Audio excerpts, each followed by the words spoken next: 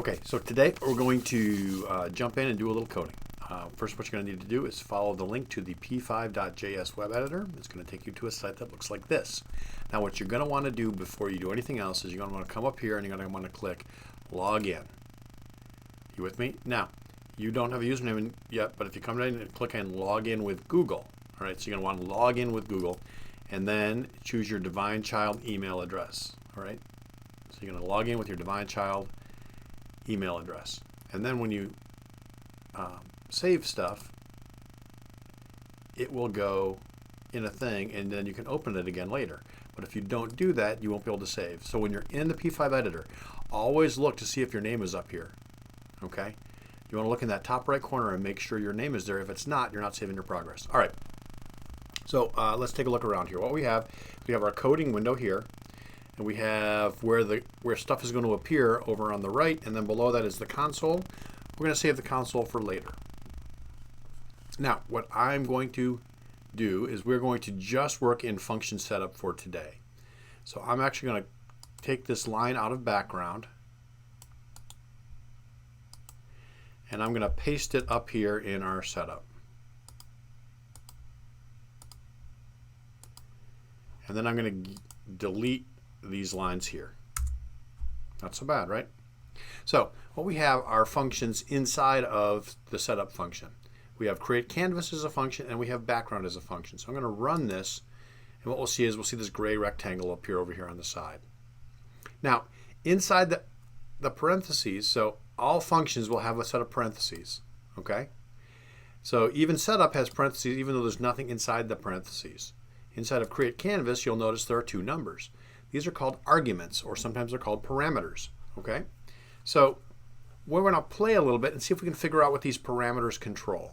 So I'm going to change one of the numbers. Now when I tell students to do this, to do something like this, and then they run it. I don't see anything different. It didn't do anything, Mr. Dickey. No, when I say change it, I mean change it. So we're going to make this like 100. So it was 400, now it's 100. What did it do? Oh, my gray rectangle is narrower. All right. What happens if I make it 600? Oh, my gray rectangle is wider. So it looks like this is controlling the width. This first number is controlling the width of our gray rectangle. So what is this gray rectangle?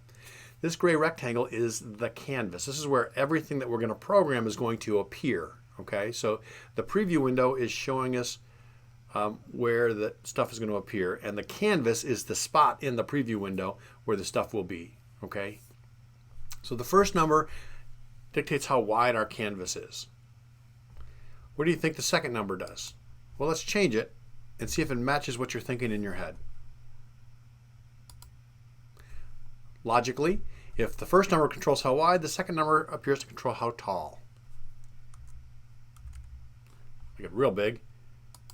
And now it's off my screen and I have to scroll. I have to come over here and scroll to see all of it. And it's all a big gray rectangle, so you can't see that I'm scrolling. All right, so I'm going to set this back to 400. All right, I'm not going to talk about background. If you want to play with background, go ahead and play with that number and see what happens. But I'm not going to talk about it for now. All right, I want to create another function real quick. We're going to add the ellipse function. And the ellipse has 4 arguments instead of 2.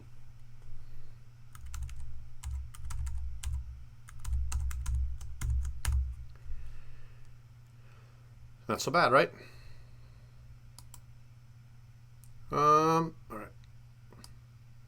I'm going to change these numbers, these last 2 numbers. I don't like the way that looks. So I'm going to make this, let's make this bigger.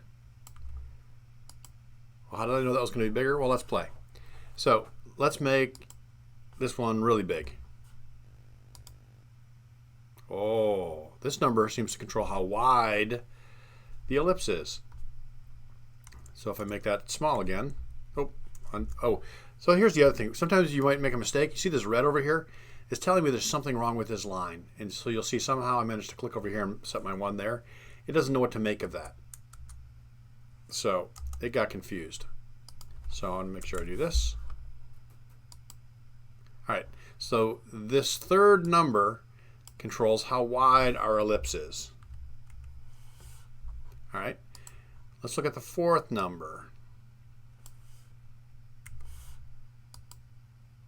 Okay, so the fourth number seems to control how tall the ellipse is. Not so bad, right? Now, if I make both those numbers the same, then my ellipse is a circle.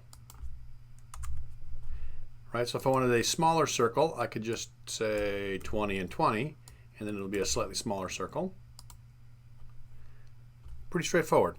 Now I'm just going to save my progress because I've been playing a little bit, so I'm going to go File, Save. Now it was saved, but I want to draw your attention up here where it says half panda. So what this is a title that it gave it automatically. So it always takes an adjective and a noun randomly and smooshes them together and makes that a title. Rather than calling it untitled document or untitled program, it just makes up a title. So I'm going to click on it and I'm going to change it to something that I will recognize later. So if I ever want to go back, I can go back and look at this exact sketch, this exact program. So the programs in P5, they call them sketches. p5.js was originally developed for more or less artists and designers, and so they sketch. And so this is our place to sketch with programming.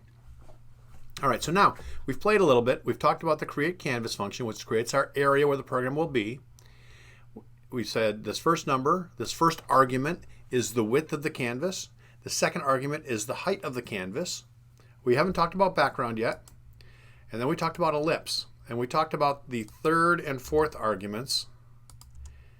And we talked about what these arguments do. The third argument tells our ellipse how wide to be, and our fourth argument tells our ellipse how tall to be. Now, I want you guys to figure out what the first two arguments are in ellipse. So I've created a handout that I want you to walk through where you're basically what you're going to do is you are going to put different numbers in for ellipse and see where it appears, and then you're going to draw a simple picture of what you see in the canvas. All right, so you're going to stop this video, you're going to do that handout, and then you're going to watch the next video. Woo!